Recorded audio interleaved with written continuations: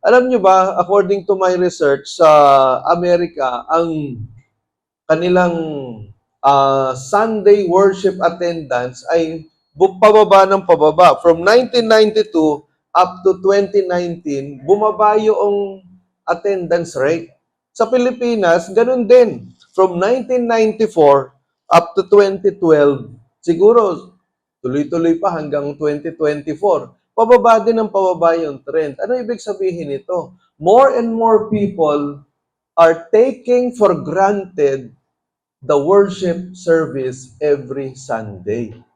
So, parami ng parami yung mga tao na tinitake for granted na or walang halaga sa kanila yung pagsamba sa Panginoon tuwing araw ng linggo.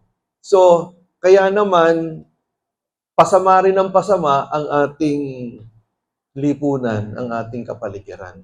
Mga kapatid, sa umagang ito, our message is freedom in Christ, embracing Sabbath rest. Pag-uusapan natin, ano ba ang kahalagahan ng Sabbath?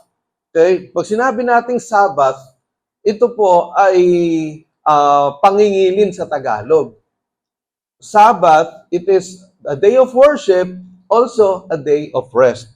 So, dito sa binasa natin dito, from Mark chapter 2, verse 23, up to chapter 3, verse 6, pag-uusapan natin, ano ba ang kahalagahan ng Sabbath? Una, what's the purpose of the Sabbath? Ano ba ang purpose ng Sabbath? Layunin. Bakit ba merong Sabbath? So, ang sabi dun sa verse 27, the Sabbath was made for man, not man for the Sabbath. Bakit po nasabi ni Jesus Christ ito? Kasi po, nakita ng mga Pariseo, yung mga religious leaders na kalaban ni Jesus Christ, nakita niya na yung kanyang mga alagad ni Jesus, ay nanguha ng pagkain, namitas ng pagkain. Kasi gutom na sila. So, ang sabi ng mga Pariseo, bawal yan! Hindi nyo ba alam na Sabat ngayon? So, ang sabi ni Jesus, the Sabbath was made for man and not man for the Sabbath. So, ano pa yung sabihin nito? So, sa Hebrew word, ito ay Sabat, which means to rest or stop or cease from work. Sa Tagalog, ang Sabat pala ay yung pagtigil sa pagtatrabaho. So, kaya nagalit itong mga Pariseo nung nakita yung mga alagad ni Jesus dahil kumukuha ng pagkain na namimitas ng pagkain doon sa sa field. So, ang sabi ni Jesus, ang Sabat ay ginawa para sa tao, hindi ang tao para sa Sabat. Ano ibig sabihin nun? Simulan po natin sa creation. Ang sabi sa Genesis chapter 2, verses 2 to 3, basahin po natin yung malilinaw ang mata. Ready, go. By the seventh day, God had finished the work He had been doing. So on the seventh day, He rested from all His work. And God blessed the seventh day and made it holy.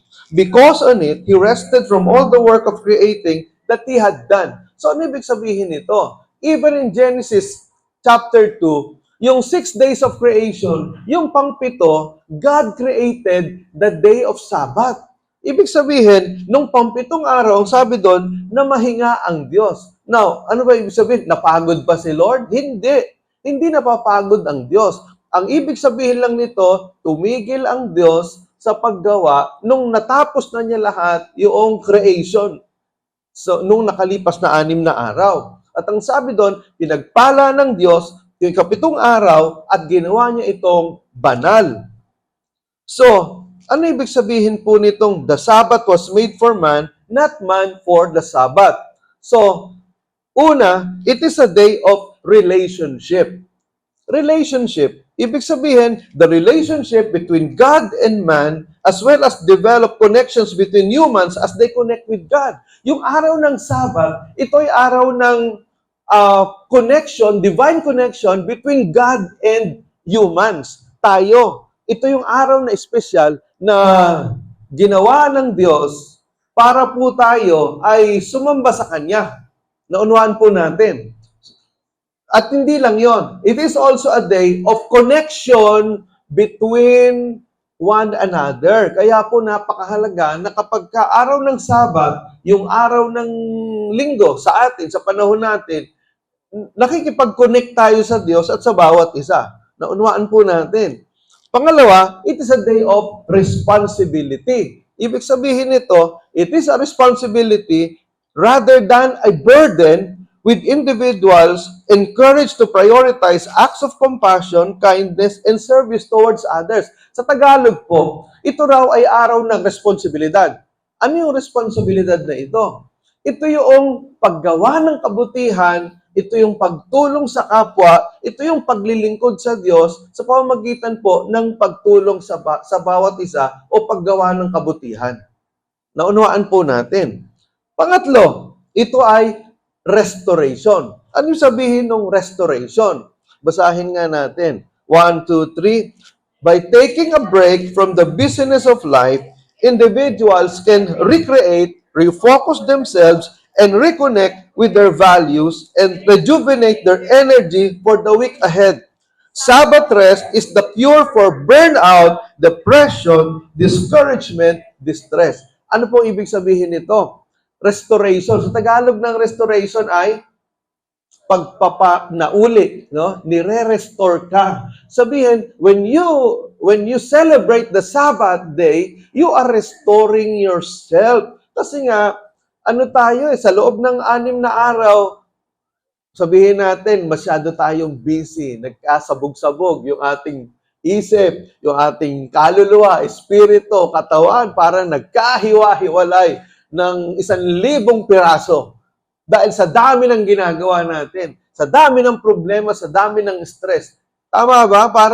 Parang ginutay-gutay yung pagkatao mo. Ngayon, during Sabbath day, ito yung time that you will take a break from the busyness of life, sa kaguluhan ng mundo, sa kaguluhan ng buhay, and then you will try to recreate.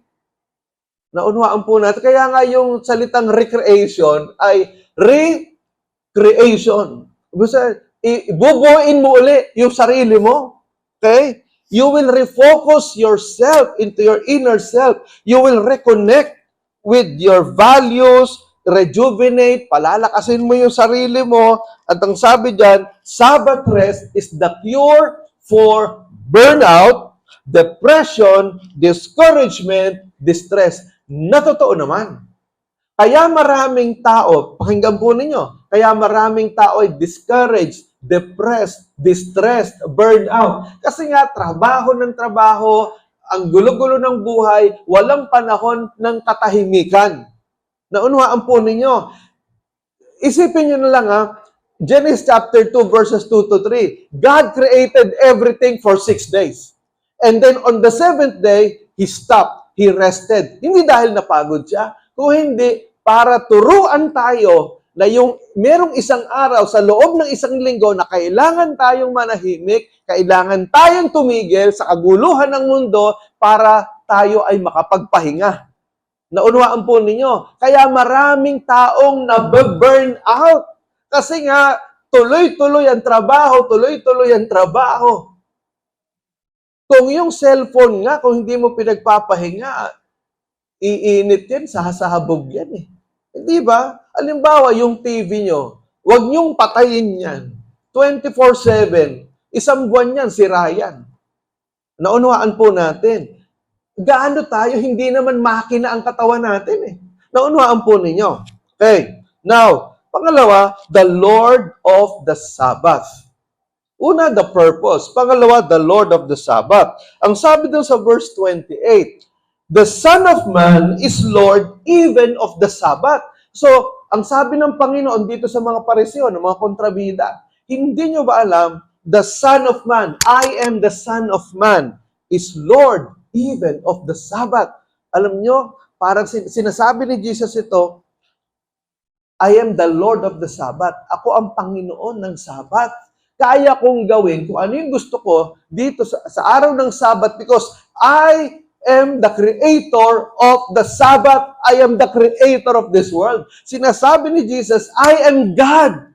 Naunuhaan po ninyo. Now, as creator, Christ was the original Lord and creator of the Sabbath. Ang sabi doon sa John chapter 1 verse 3, Colossians 1:16 to 17, Hebrews chapter 1 verse 10, these three verses, tandaan po ninyo, nagpapatunay na si Jesus Christ ang creator of the universe. Naunawaan po natin. Kaya yung iba nagsasabi na, si Jesus tao lang. Totoo yan. Si Jesus ay tao, pero hindi lang siya tao. Siya ay taong Diyos. Siya ay Diyos na nagkatawang tao. Naunawaan po natin. Kaya yung iba hindi, kapag ka nakipagdebate ako sa mga INC, ang sabi ko sa kanila, kayo po naniniwala kayong tao si Jesus. Naniniwala din naman ako Pero naniniwala ko na hindi lang siya tao, siya rin ay Diyos. Ngayon po, sabi ko doon sa kausap ko, nadya ako ng Iglesia ni Cristo, ang pag-usapan natin kung si Jesus ay Diyos din. Kasi kasi pinapatunayan niyo sa akin, tao naniniwala naman akong tao Pareho tayo naniniwala na tao Pero ang pag-usapan natin, siya ba ay Diyos din? Doon na siya talo. Nakatatlong harap kami, yung pang-pito, pang-apat, dinala na ako ng 7 diakono. Sabi ko, hindi ko na pinapasok. So, mga kapatid, tandaan nyo, John chapter 1 verse 3, Colossians 1:16 to 17, Hebrews chapter 1 verse 10, Jesus is the creator of the world. Meron bang tao lang na creator? Isipin nyo, common sense naman, common sense. Meron bang tao lang na kayang lumikha ng mundo? Okay? Now, he had the authority to overrule the Pharisees' traditions and regulations because he had created the Sabbath. The Creator is always greater than the creation. So, ibig sabihin, sabi ni Jesus dito sa mga Pariseo na to, I am the creator of the Sabbath. Kaya kong gawin kung anong gusto kong gawin dito. Because the Creator is always greater than the creation. Now, ano yung significance, Significance of the Sabbath. Okay? The significance of the Sabbath or the fourth commandment. Okay. Sa Exodus chapter 20, 8 to 11, basahin po na malilinaw ang mata. 1, 2, 3, go. Remember the Sabbath day by keeping it holy. 6 days you shall labor and do all your work. But the 7th day is a Sabbath to the Lord your God. On it you shall not do any work, neither you, nor your son or daughter, nor your manservant or maidservant, nor your animals, nor the alien within your gates. For in 6 days the Lord made the heavens and the earth, the sea, and all that is in them, but he rested on the 7th day. Therefore, the Lord blessed the Sabbath day and made it holy. Tingnan po ninyo mga kapatid, napakalinaw dito. The fourth commandment, okay? Kabisado nyo ba yung 10 commandments? Sige nga, bago kayo makapasok sa langit, pare-reside sa inyo yan. Number 1, thou shalt not worship any other God beside me. Pangalawa, thou shalt not worship any created or any form in heaven, on earth, and the sea, like the anything created, You shall not worship any graven image. Yun pangalawa, huwag ka sasamba sa mga Diyos-Diyosan. Ano yung pangatlo? You shall not use the name of the Lord your God in vain. Pang-apat, honor the Sabbath. Pang-lima, honor your father and mother. Okay? Ano yung pang-anim? You shall not murder. Pang-pito, doon pa lang yung huwag kang mangangalunya, yung ikapitong utos. Ikawalo, huwag kang magnanakaw. Pang-siyam, huwag kang sasaksi sa kasinungalingan. At pang-sampu, huwag mong pagnanasaan ang hindi sa'yo. 10 commandments. Kailangan kabisado niya kasi baka mamaya iparecite sa inyo yan bago kayo pumasok sa langit. Okay. Now, the fourth commandment, ang sabi ito, remember the Sabbath by keeping it holy. Banalin ninyo yung araw ng Sabbath. Ang sabi din, napakalino. Alam nyo, this is the most significant among all the 10 commandments. Bakit? Ito yung pinakamahaba ang explanation. Ang haba ng explanation dyan, Remember the Sabbath day. 6 na araw kayo magtatrabaho, gawin nyo lahat ng gusto nyo. Yung ikapitong araw, sabi dito, ay para yan sa pangingilin sa Diyos. On it you shall not do any work. Neither you, nor your son or daughter, nor your manservant or maidservant, nor your animals. Grabe, pati animals, pagpapahingahin. Nor the alien. Ako, may alien na pala noong unang panahon. Ang isabihin ng alien, yung mga hindi Israelita, taga-ibang bayan, hindi taga-ibang planeta. For in 6 days, the Lord made the heavens and the earth, the sea and all that is in them, but He rested on the 7th day. Therefore, the Lord blessed the Sabbath day and made it holy. This is the most significant among all the 10 commandments kasi ito yung pinakamahabang explanation. Naunuhaan po ninyo. Listen. Bakit ito yung pinaka-significant? Why? Because all the 10 commandments will fall back to the 4th commandment. Kung hindi ka marunong sumamba sa Diyos, yung commandments number 1, 2, 3, 5, 6, 7, 8, 9, 10, malamang mabaliwala yun. Naunwaan po natin. Kaya maraming tao ay talagang violators ng commandments number 1, 2, 3, and 5, 6, 7, 8, 9, 10 kasi violator sila nitong commandment number 4.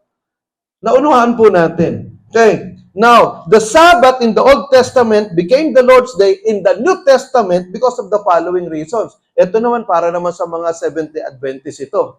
Okay. Una, Jesus resurrected on Sunday. Matthew 28 verses 1 and 2. Si Jesus ay nag-resurrect sa araw ng linggo. Pangalawa, the New Testament church gathered every first day of the week, which was Sunday. 1 Corinthians 16:2, Acts 20 verse 7. Tandaan niyo itong mga verses na to para may nakausap kayo ng mga Sabadista, alam niyo kung paano paliwanagan. Pangatlo, the book of Revelation was given to Apostle John on the Lord's Day, which was first day of the week. Revelation 1 verse 10. Naunuhan po natin. So, kaya nga, yung Sabat nung Old Testament na Sabado, naging linggo nung bagong tipan. From Sabbath day, which is Saturday, became the Lord's Day on a Sunday. Naunawaan po natin? Malinaw ba? Okay? Now, how can we honor the 4th commandment? Ang sabi sa Exodus 28, remember the Sabbath day by keeping it holy. How can we hallow or how can we make the Lord's Day holy? How can we honor the 4th commandment? Number 1 is reflect. Basahin natin. 1, 2, 3. Taking time for reflection allows you to pause and contemplate your spiritual journey through prayer and Bible meditation while listening to soft Christian music. So, nagre-reflect ka. Sabi ng reflect sa Tagalog, bulay-bulay. Okay, bulay-bulay.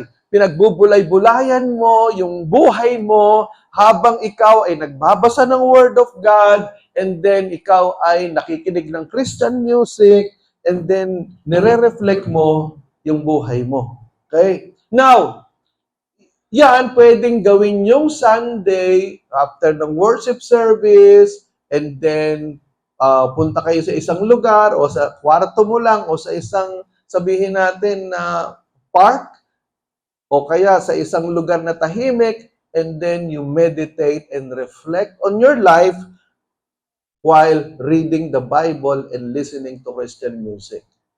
Okay? So, kami po, ako, 2 Mondays na, that part of our Sabbath, yung Monday, kasi 2 Mondays na kami pumupunta ng Prayer Mountain. So, that is considered as our Sabbath. Kasi nakakapagpahinga, nakakapag-relax, kausap mo ang Panginoon, nakakapag-reflect. So, I spent 2 hours inside the prayer cell sa Prayer Mountain. So, God spoke to my heart to go there for 7 consecutive Mondays. So, that's why bukas, pangatlong Monday namin, we will go to Prayer Mountain. Now, pangalawa, engage in worship. Basahin po natin. 1, 2, 3, go. It involves attending worship services in the presence of our Christian family. So, part of Sabbath is to worship God. Kaya nga, pag sinabi mong Sabbath, ito ay pamamahinga sa piling ng Diyos. Naunawaan po natin, nire-recharge mo yung sarili mo sa presence ni Lord. Yung iba, nagsasabat sa SM. Nagsasabat yung iba sa beach. Yung iba kung saan-saan nagsasabat, inuman. Hindi ganun. O kaya nakikinig ng mga old songs na mga hitbacks, mga 60s, 70s, 80s. So, yun ang sabat nila. So, pagkatapos nun, the following Monday, wala, di, mainit pa rin ang ulo. Pero kapag ikaw, ang kausap mo ang Panginoon, nare-recharge ka eh. Kapag ka nakakapakinig ka ng mensahe ng Panginoon. So, halimbawa, nagpipreach ako dito.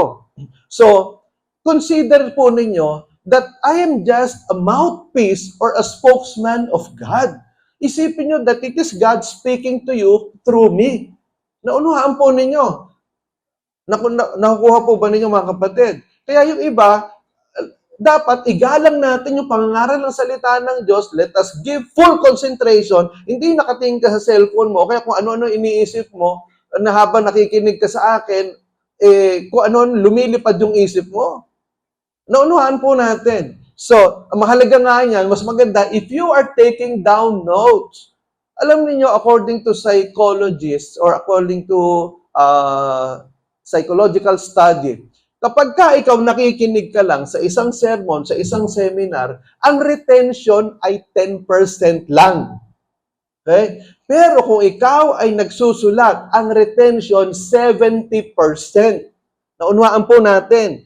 Kaya yung iba na hindi nagte-take down ng notes, nakatingin lang sa akin pagkalinggo, 10% lang ang natatandaan ninyo. Okay? So, engage in worship involves attending worship service in the presence of our Christian family. Okay? Now, there are reasons why many people are often absent in the church. Okay? Ito, naisip ko ito kagabi.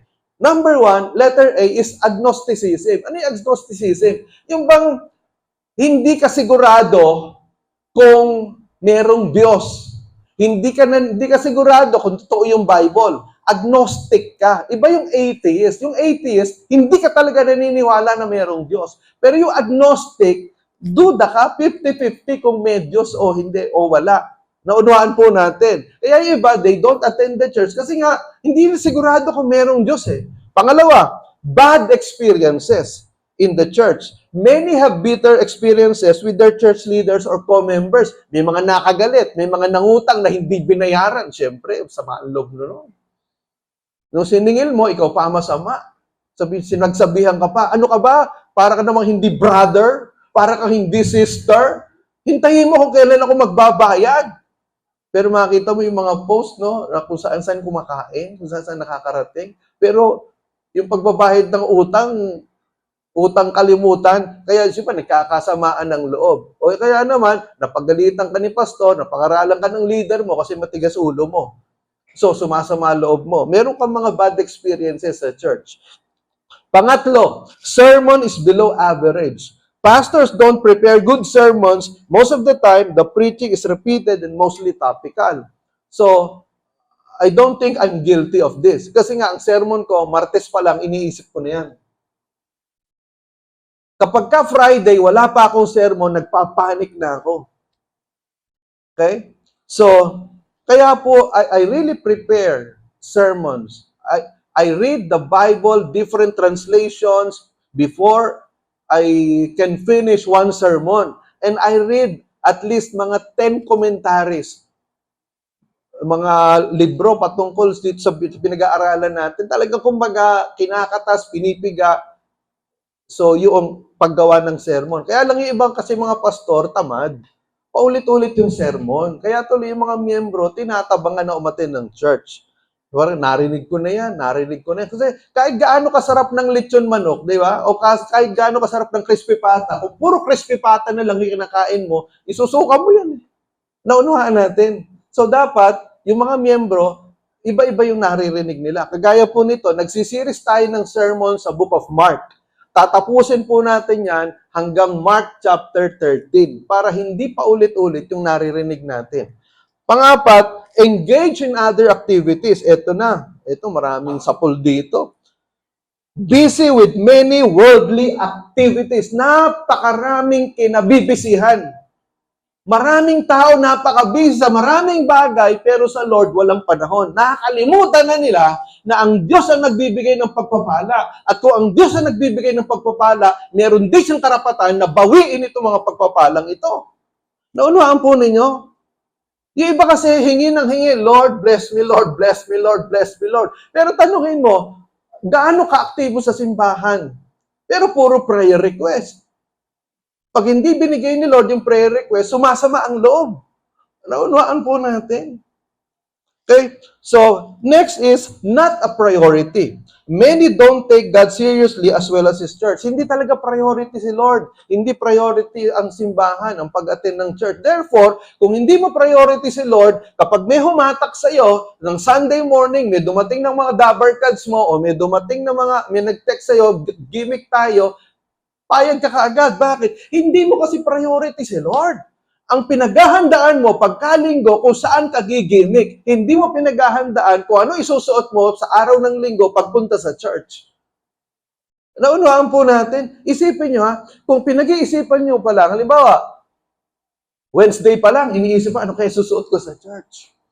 Hindi ba? May-excite ka eh. Isipin nyo, gawin yung habit, ano kaya susuot ko sa Sunday? Hindi naman ibig sabihin, ako, kailangan bumili ko ng bagong sapatos, bagong damit, para naman maisuot na akong bago sa church, para mabati nila yung damit ko. Eh kung may pambili ka, why not? Sige lang, enjoy your money. Pero kung wala naman, at least isipin mo na, ay, ito, suot ko sa church ito, sa Sunday. Paplantsahin ko to, lalabang ko to, papuputiin ko to, yung sapatos ko, lilinisin ko, para naman, syempre, I want to be the best for the Lord. Naunawaan po ninyo? Eh, pagka ganyan ang attitude mo, talagang pagpapalain ka ni Lord eh. Naunawaan po natin. Then, lastly, transportation challenges. Ito, legit ito. The church is far from home and the transportation is too much. Iba malayo. Pero alam nyo,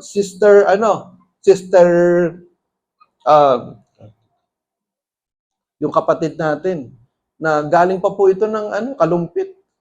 Si Brother Melchor, galing pa ng San Jose del Monte. Saka si Sister Nida, si Brother Mar.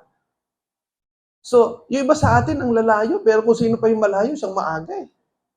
Naunahan po natin. Yung iba, ang lalapit lang, sila pa yung late. So, kasi nga, mga kapatid, hindi na daw issue dito yung, yung layo eh. Ang issue dito, kung saan malapit yung puso mo. Naunahan po ninyo. Kung saan malapit yung puso mo, di doon ka umatid. Kasi iba, kapitbahay lang namin yung church, pastor, pero ayoko doon eh, kasi ang puso ko nandito eh. Amen. Praise God. Pagpalain ka ni Lord. Hallelujah. Palakpakan nga natin itong mga taong ito. Okay? So, Hebreo 10:25, ito, paborito na ito ng mga pala-absent. Basahin natin. 1, 2, 3. Huwag nating kaliligtaan ang pagdalo sa ating mga pagtitipon gaya ng nakasanayan ng iba. Sa halip, palakasin natin ang loob ng isa't isa, lalo na ngayon nakikita nating malapit na ang araw ng Panginoon. Tingnan po ninyo, ito, paborito ko tong verse na to. Kasi bagong born again pa lang ako, tumatak na sa isip ko to eh. Isabihin, meron pala mga tao, ginawang bisyo yung pag-absent sa church. Tingnan nyo, nakasanayan, nakagawian, ginawang bisyo yung pag-absent sa church. 2,000 years ago, nung isinulat ang Bible, meron na palang ganon. Kaya ang sabi ng sumulat ng Hebreo, huwag nating gagayahin yon. Huwag nating kakaligtaan yung pagdalo sa mga pagtitipon na kagayang ginawa ng bisyo ng maraming iba. Sa halip, bagkos, palakasin natin ang loob ng isa't isa. Because when we see each other, we are encouraging one another. Alam nyo ba kung nandito kayo, na-encourage nyo ako eh. Kapag nakakita ko ng maraming bakanting upuan, struggle sa akin ang pangangaral. Naunawaan po ninyo, I really struggle to preach when I see a lot of vacant chairs. Pero pagka puno, grabe, parang gusto kong mag-preach ng 5 oras. Lalo na daw, malapit na ang araw ng Panginoon. Alam niyo, marami nagre-request sa akin, mag-preach daw ako about end times. Nagagawin ko naman. Once a month, I plan to preach on end times kasi nga, yung nangyayari sa Israel, nangyayari sa buong mundo, lahat nasa Matthew 24. Basahin nyo Mateo 24, makikita nyo dyan, lahat ng nangyayari sa mundo natin, nandyan, malapit na talaga dumating ang Panginoon. Yan yung tinatawag dito na araw ng Panginoon, yung pagbabalik ni Kristo. Naunawaan po natin. So habang papalapit ang pagbabalik ni Kristo, dapat tayo papainit ng papainit ang puso natin, hindi papalamig ng papalamig. Naunawaan po ninyo? Amen ba doon? Okay? So huwag kayong gumaya dito na ginawang bisyo yung pag-absent sa church. Okay? So, now, how can we honor the fourth commandment? Tuloy natin. Spend time with loved ones. Okay, let us read. Ready, go. The Sabbath provides an opportunity to prioritize relationships and strengthen bonds with family and friends. Ako natutuwa ako doon sa mga miyembro natin. Nagpo-post pagka Sunday afternoon, nasa park, kasama yung pamilya. Natutuwa ako doon. Kasi dapat lang na after the church, you spend time with your family, hindi with your barkada, but with your family. Alam nyo ba, ito, tandaan nyo po ito, one of the greatest manifestations of being a born again is to see his family united in worshiping God. Kapag kayong pamilya mo, tandaan mo to kung sino ka man, matagal ka na umaattend dito, pero yung pamilya mo, kinakalimutan mo. Yung pamilya mo, hindi mo na isasama sa church. Pero ang tagal mo na umaattend dito, something is terribly wrong with you. It is because Sabbath is spending time with your loved ones. Pang-apat, basahin natin, take a break from work. Basahin natin, ready, go. Observing a Sabbath rest from work is essential for physical, mental, and emotional rejuvenation. It involves refraining from activities related to employment, business, or other obligations that cause stress and fatigue. So, take a break from work. Yun nga yun, take a break from work. So, ibig sabihin, magpahinga ka. Ipahinga mo yung isip mo. Refuse to worry. Naunawaan po ninyo? Refuse to worry. Actually, ang sabi doon sa Matthew 6:33, 34, ito. Basahin natin yung Matthew 6:33. Ang sabi dito sa Matthew 6:33, 34, pakinggan po ninyo. Ngunit pag sumikita ninyo, pagpilitan ninyo, no, higit sa lahat, ang pagharian kayo ng Diyos at mamuhay ng ayon sa kanyang kalooban, at ipagkakalob niyan lahat ng kailangan ninyo. Ang sabi sa verse 34, kaya huwag ninyong ikabahala ang para sa araw ng bukas, sa kanan ninyo harapin kapag ito'y dumating na. Sapat na sa bawat araw ang kanyang mga suliranin. Ibig sabihin yung problema bukas, isang tabi mo na muna. Unahin mo muna ang maglingkod sa Diyos. Matthew 6:33, seek first the kingdom of God and His righteousness, and all these things will be added unto you. And then sinundan ng verse 34, don't worry about tomorrow. Let tomorrow worries about itself. Naunawaan po ninyo? Kaya yung verse 33 saka yung verse 34 ng Matthew chapter 6, magkadugtong po yan. Magkakambal yan. Kapag ikaw nag-worship ka kay Lord, inuuna mo ang Panginoon, yung mga problema mo, hindi mo alam, sinosolve ni Lord yan. Naunuhan po natin? Amen ba doon? Palakpakan nga natin ng Panginoon. Praise God. So, how can we honor the fourth commandment? Reflect, engage in worship, spend time with loved ones, and take a break from work. That is Sabbath. Sabbath means rest. Naunawaan natin mga kapatid, mamahinga ka. Baka mamaya, ibang pamamahinga ang gawin ni Lord sa iyo. Mag-ingat ka. Baka lifetime na yan, pamamahinga na ibigay ni Lord sa iyo pag hindi ka marunong mag-Sabbath. Okay? So, the story of Eric Liddell. Ito, maganda tong kay Eric Liddell, mga kapatid.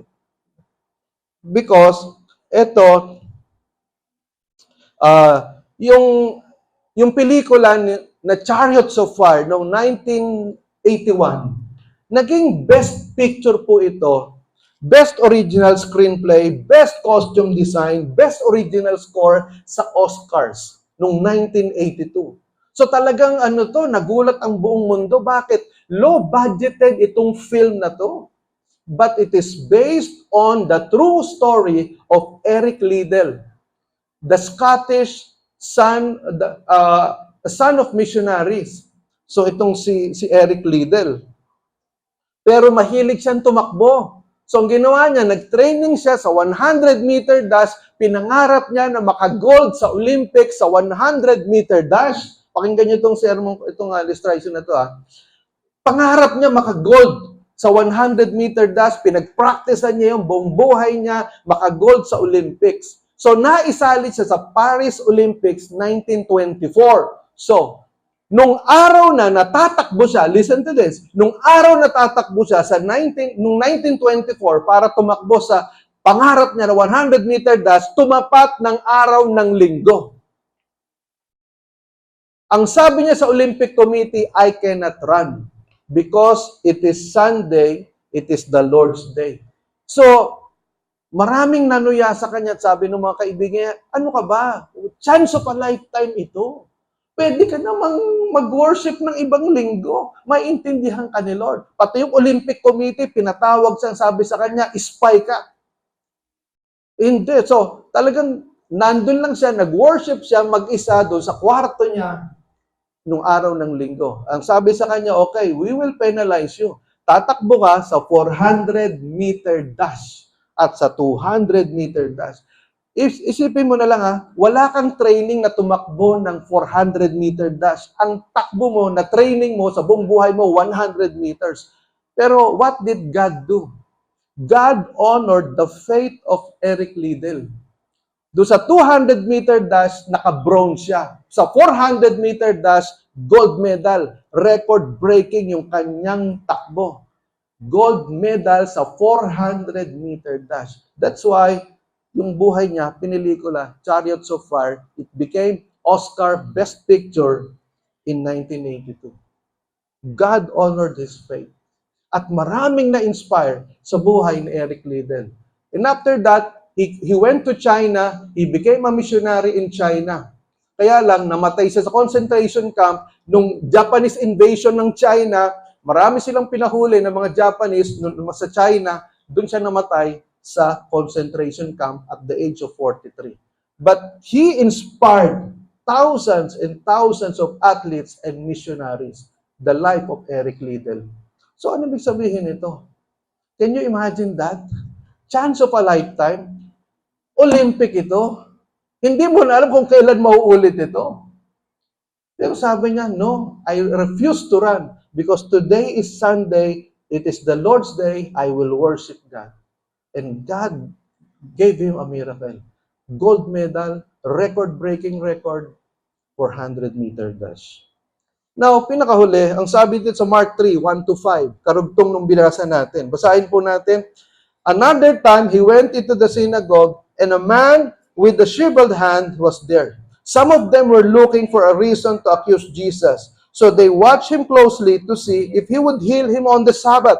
Jesus said to the man with the shriveled hand, stand up in front of everyone. Then Jesus asked them, which is lawful on the Sabbath, to do good or to do evil, to save life or to kill?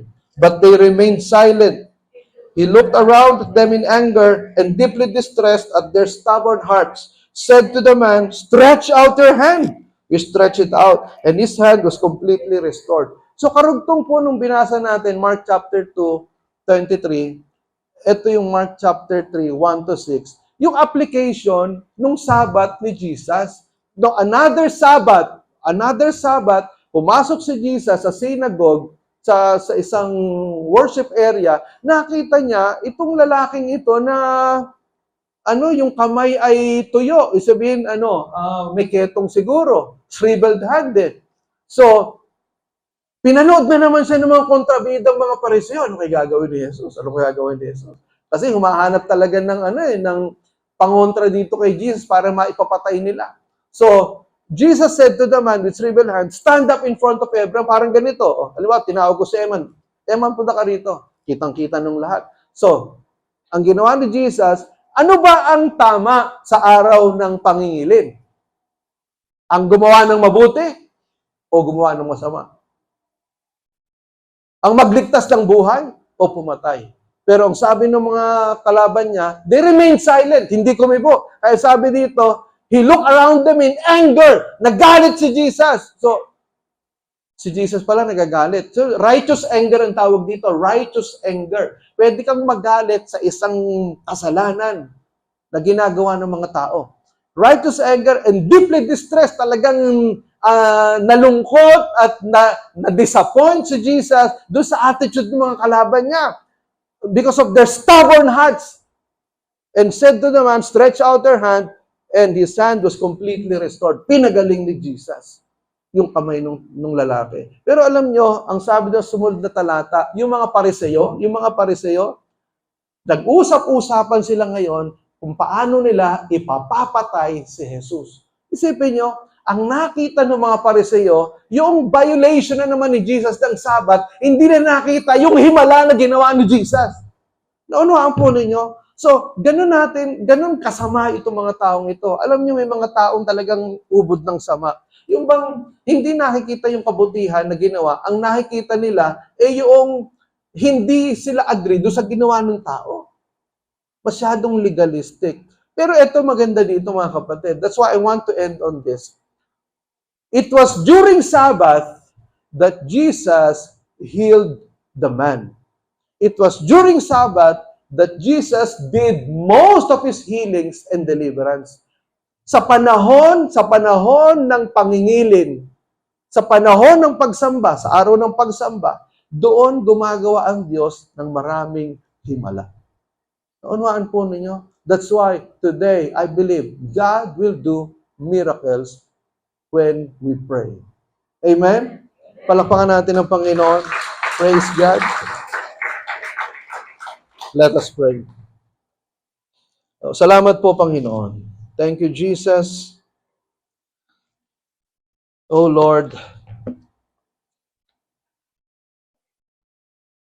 Panginoon, narinig po ng mga tao ang mensahe po ninyo. Nawa po, Panginoon, Lord, parangalan po namin yung araw ng Sabat. Parangalan po namin yung araw ng Linggo. Parangalan po namin ito, Panginoon, bigyan namin ng importansya yung araw ng Linggo. Una, para sambahin ka. Pangalawa, para magpahinga. Pangatlo, para ma-enjoy namin yung aming pamilya, mga mahal sa buhay. Tulungan mo kami, Panginoon, na i-prioritize po kayo. Turuan nyo kami, Panginoon, na gawin po kayong number 1 sa aming mga buhay. At kung sino man sa amin dito, Panginoon, yung laging binabaliwala ang pagsamba, pag-araw ng Linggo, umaattend lang kapag walang magawa. Panginoon, kausapin po ninyo itong taong ito. Kung sino man sa amin dito, yung mga pala-absent pag-araw ng Linggo, kausapin po ninyo. Kung sino man sa amin dito, Panginoon, yung mga hindi pinapahalagahan ng araw ng pagsamba, kausapin po ninyo, Panginoon. At kung sino man po na sa amin dito, Lord, yung pinapahalagahan ng araw ng Linggo, pinaprioritize ka, number 1 priority ka pag araw ng Linggo, pagpalain po ninyo na 10 doble. Mahabag po kayo, Panginoon, at Lord, dalangin ko po, kapag nanalangin po kami ng kagalingan at himala, kumilos po kayo. This is our prayer in Jesus' name. Amen, amen, amen. Palakpakan natin ang Panginoon.